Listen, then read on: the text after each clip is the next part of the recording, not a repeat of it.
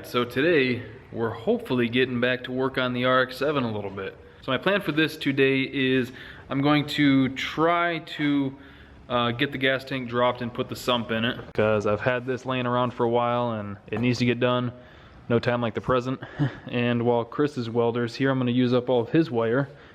And that thing's just way better than my little Harbor Freight welder is. Not to say that my Harbor Freight welder is not good. It's been great for the last 5 years, but this thing, way nicer. And I'm going to try to use these scrap pieces to come up with some sort of exhaust for it. I'm really leaning towards just going right from the turbo and then right out the fender there. I might, man, I don't know. Like, I like the idea of doing a full exhaust, but at the same time, fender exits are fucking dope. I've never had a fender exit. Kind of kills the sleeper vibe of it. I don't want to cut the car up. I don't know. We'll start with the gas tank and get that done, and then I'll come back and figure out what I want to do for this. Because I do think that if I tried to, I could sneak the pipe down through there. Like if I kind of came right through here on a little bit of an angle. But then the car's going to be relatively low, and I don't know if I could fit. I mean, there isn't much I can go up with it. I don't know how much 3-inch I could fit. I don't want to oval the pipe the whole way back, because that sucks, which is all why I'm leaning towards just having it come out right here. I don't know, man. I do know one thing though. Bitches, they come, they go. Just kidding. This is not going to be cut a hole in the fender and sell it for you Honey Badger fans. I have had a few people want to buy this car, and I'm just not going to sell it. Can't put it off any longer. Let's get the rear end jacked up and start pulling this tank out.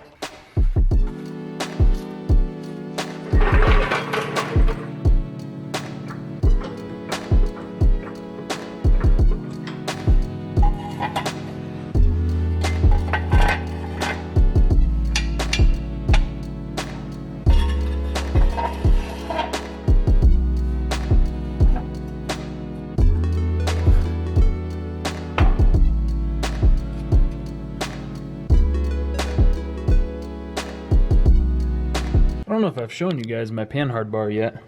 Wink wink. But yeah, there she is.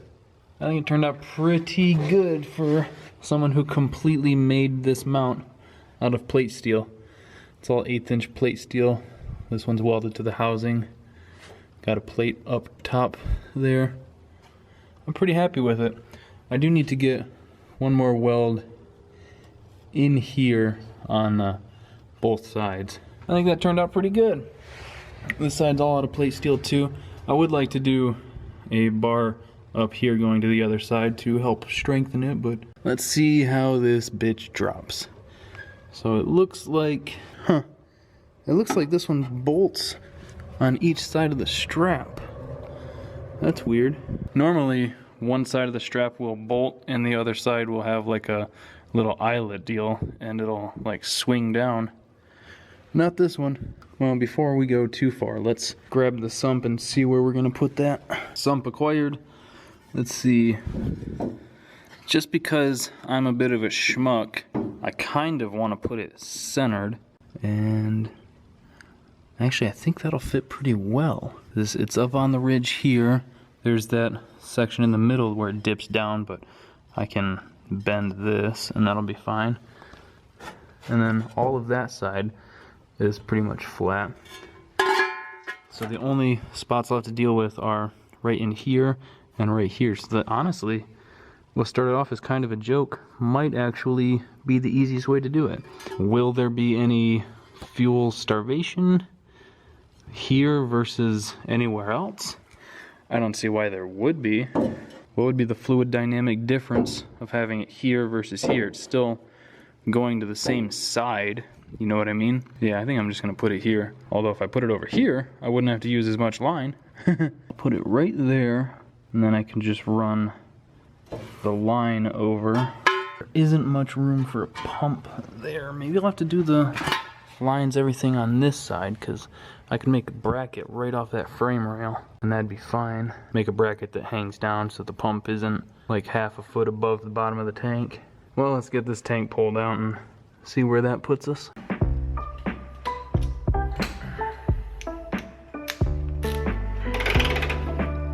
motherfuckers are in here tight. Will they break? Probably.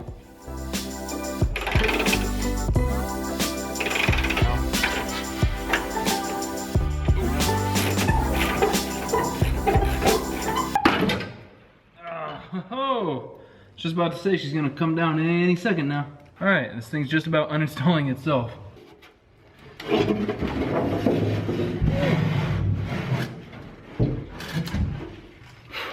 I do not remember there being that much gas in this thing. Wow, that sucked. There's got to be damn near 4 gallons in this thing. So I've got to get rid of the fuel that's in it because that's got to be at least 2 years old, and then I need to clean it out very nicely so that I don't blow myself up when I start welding to it. But check that out. Can't believe that this has survived, what, 35 years? And then once I get it all taken care of, I'll wire wheel it and paint it so that it looks nice and doesn't do this anymore. I'm surprised that the top's that bad. Normally the tops of them are nice, but the undercoating on this card really did its job because the bottom of the tank is perfect. All right, let me find a spot to dump this. Let's see. Oh yeah, look at that. You know those moments where you think you might kind of be an idiot? So I'm trying to drain this gas tank right now so that I can weld to it.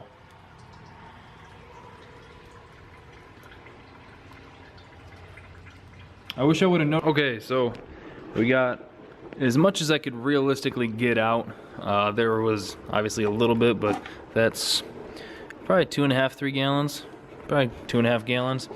So I put a pretty healthy amount of Dawn dish soap in there, and I'm just gonna fill it up with the hose, and till it overflows a bit, I'll let it run out because it's for the most part just soapy water, a little bit of gas. Oh, we're getting some suds. That filled up quicker than I was expecting. Anyway, I'm just going to let that run out for a little bit and try and get as much of whatever gas was left over in there out as possible. I'm surprised how quickly that filled that thing up. That's wild.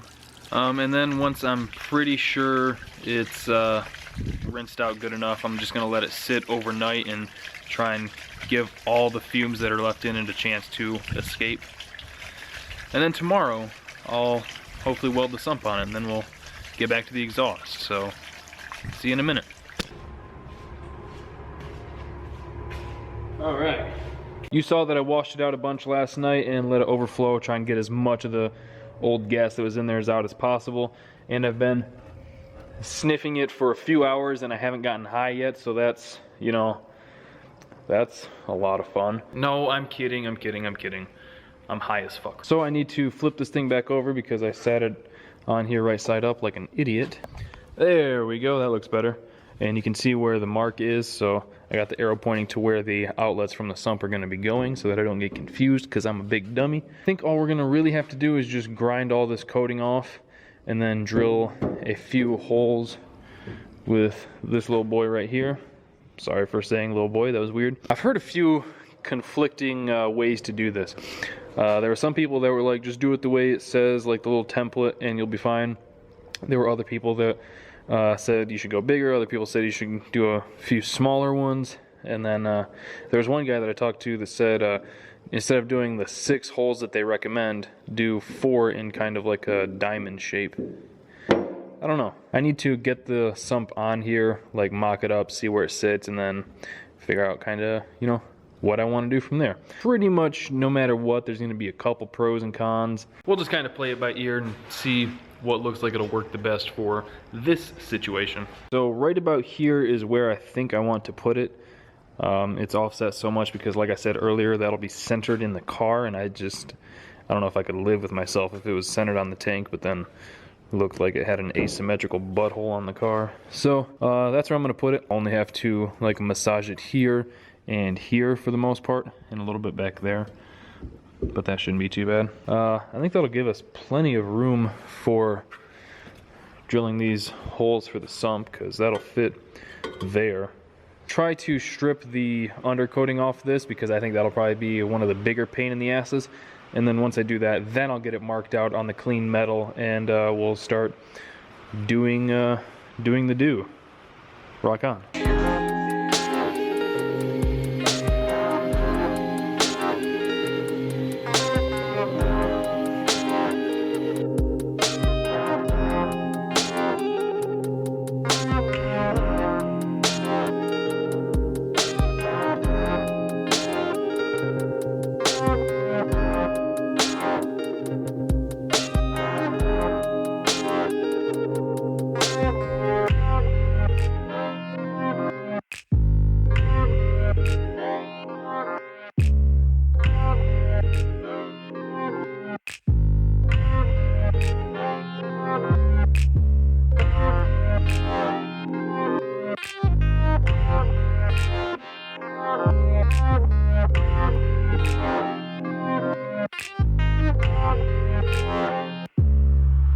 Okay, that wire wheel actually cleaned that up perfect.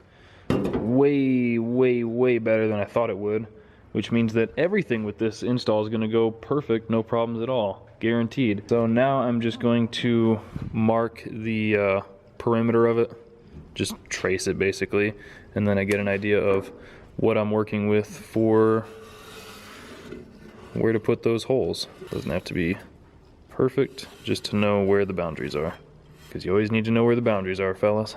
So realistically, if I stay like I don't know, ½ inch from this line, then I'll be good. But I'd like to stay further away from that just to reduce the risk of heating the metal up too much to where it starts to blow out. And I am going to do just a shit ton of little tack welds all the way around it, because I do not want to blow through this. And here is the like little template sheet that they send with you. I'm not going to do that exact pattern just because I think drilling on these ridges are going to be kind of like just inconvenient. So I'm going to do probably 2 right here, 2 there, and then I might do 2 like this, perhaps. I don't know. We'll see how it goes once I start going. So this is the closest one I've got. It's a little smaller. The next one I had was significantly bigger, and truth be told, I just don't want to deal with it. So like I said, I'm just gonna do whatever feels right.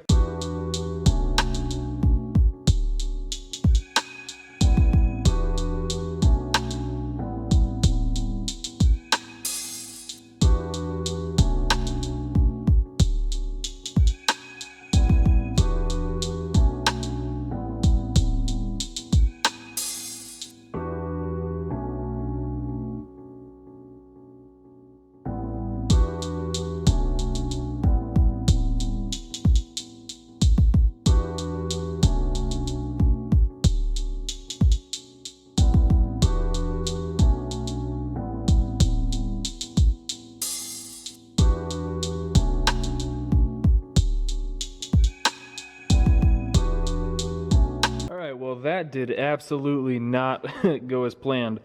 I'm pretty sure this is a wood one. Probably, if it's gonna focus. I'm pretty sure this is a wood hole saw bit. I think this might have been in my door handle kit. So that is, it'll probably still work on wood. It was not making it through that metal though. So, I'm pretty sure this will work. If it doesn't, then you know what, I'll always have thought it would. You know what, like I said, it's all trial and error. There are still a few of these gas tanks out there available, so if need be down the road, I'll pick up another one, because I do want to use like the stock filler neck without having to make a fuel cell and shit like that. So I'm just gonna not think about that anymore, and we'll start mocking this up and then get this welded on. Oh, and before I forget, I am going to, before ever putting this in a car and running it, I am going to flush it out a bunch with some gasoline, probably just cheap 87. And you know, actually, I don't know if you guys will be able to see down in there, but inside the tank looks perfect. Wow. Let me see if I can cut my pinky. Wow, that feels like brand new sheet metal on the inside. That's crazy. Like, I guess you could see right there, all that, the baffling looks perfect. Okay, so this is not my welder. Mine is still over at my dad's. Chris left this here from when we were doing the exhaust on his truck over there, so I'm just using it because it's here and mine's not. So he has this guy here for actually measuring the thickness, and this is about, yeah, it fits on the 18 the best. 16's way too sloppy, so we'll call this 18 gauge. The tank, I can't get a clean angle on it, but it definitely seems to want to slide into the 18 about the best, so it looks like they're both about there. And then on the chart here, 18 gauge for steel at 30 says 4 and 40, so 4 voltage, wire speed 40. Now just from the little bit that I used this the other day when welding his exhaust, that was probably between 16 and 14 gauge roughly. That didn't seem to like this much heat.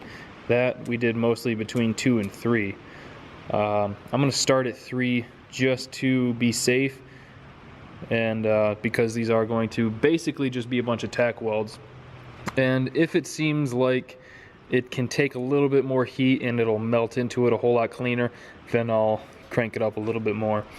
But I'm going to start with a bunch of tacks. I'll start on this side, probably just do one here, then the same thing on the other side, trying to get the corners, and then I'll do probably like right there and right there, and then slowly start filling it in. Once I get enough to where I'm confident that this thing isn't going to go anywhere, I'll start trying to stretch this down a bit.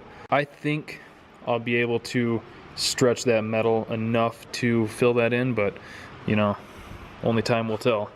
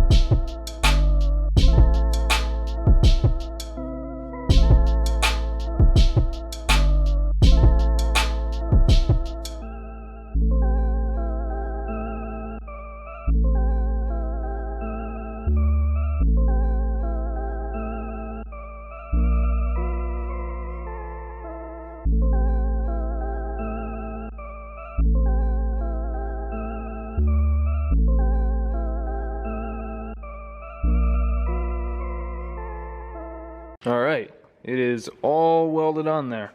And getting these two sections to stretch into place wasn't that bad at all. I should have taken this undercoating back a little bit further. Right in here, it wanted to mess with me, but for the most part, everything went down really well. So I'm going to let it cool off for, I don't know, long enough. And then I'll take a wire wheel to it and try to look for any pinholes, see if there are any obvious ones.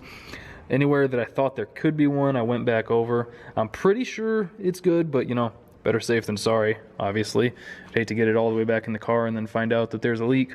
All right, so got everything all plugged off. I already did this once, so I know where it is, but just to show you guys, because if I don't show it, someone will be like, why didn't you air check it?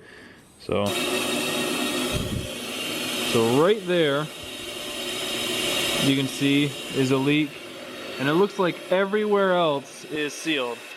It's just that one spot, and you can hear the air escaping, so you know it was pressurized. So it's just this one little corner right there that I'm going to go back over. Everywhere else seems good, which is sweet. Oh man, this is the first sump I've ever put in, so I was a little worried.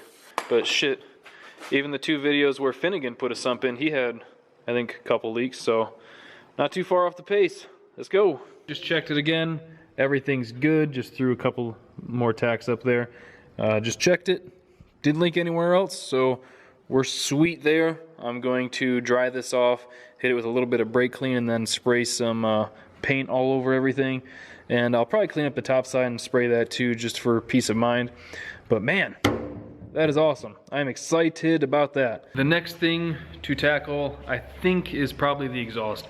At least come up with a plan for it, because I don't have a V-band or anything. So like I said, I'm torn between just having it dump down and do like a full exhaust, or having it come here and just right out the fender. Fender exits are sick. Like I said earlier, I've never had one. I would like to have one. I don't know if I want this to be one. One, because it is such a clean car for Michigan. Like, I mean, you see the tank, and I don't want to have to replace this fender and then try and match paint, because that would suck. I think I'm just going to do a fender exit though, because fender exits are fucked.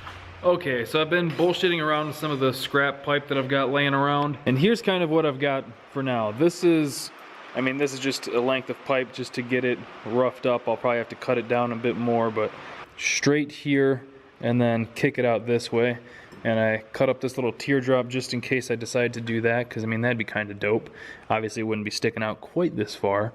This needs to be cleaned up a little bit right in here.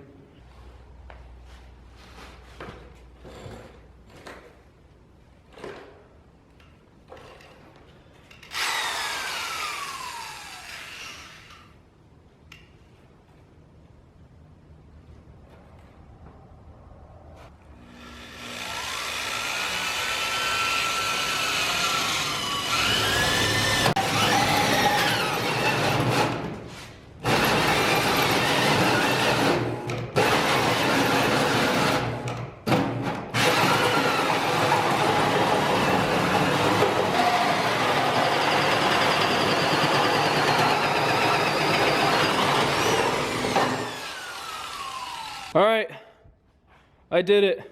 Oh God, my heart's racing. What have I done? All right, so I'll admit I wasn't completely sold on the idea. Like damn it. All right, so I'll admit I wasn't completely sold on the idea even as I was cutting the hole in the fender. But man, that's gonna look sweet. It really is. And this is, like I said earlier, this is just scrap pipe that I've, all right, fuck all this wind. And like I said, this is just scrap pipe that I have laying around, so it's not the best looking shit. For now, it'll definitely do the job, and like this part will get wrapped anyway, but yeah, that'll work really well. And then I got that teardropped a little bit. It's just sitting in there right now, that's why it's off center. And I do think I'll probably get like one of those trim rings to go around it at some point. So that is 2 things off the to-do list that were kind of substantial, I guess. So until I get a couple of V-bands, I can't completely finish that exhaust up, because I do want to have that teardrop on the end, but I can't really wiggle it out through that hole every time. So gonna have to wait until I get at least 2 V-bands, one at the turbo, one it'll be after that elbow, so in between the elbow and the body, you know what I'm trying to say. And then I can get the exhaust finished up. And then last night I did order a bunch more stuff for this thing to finish up the rear end. I don't want to spoil anything, but I've got a couple goodies coming that I can't wait for. So that's going to do it for today's video. Hope you guys enjoyed it. Thank you for watching. Thank you for liking, commenting, and subscribing. We'll see you next time.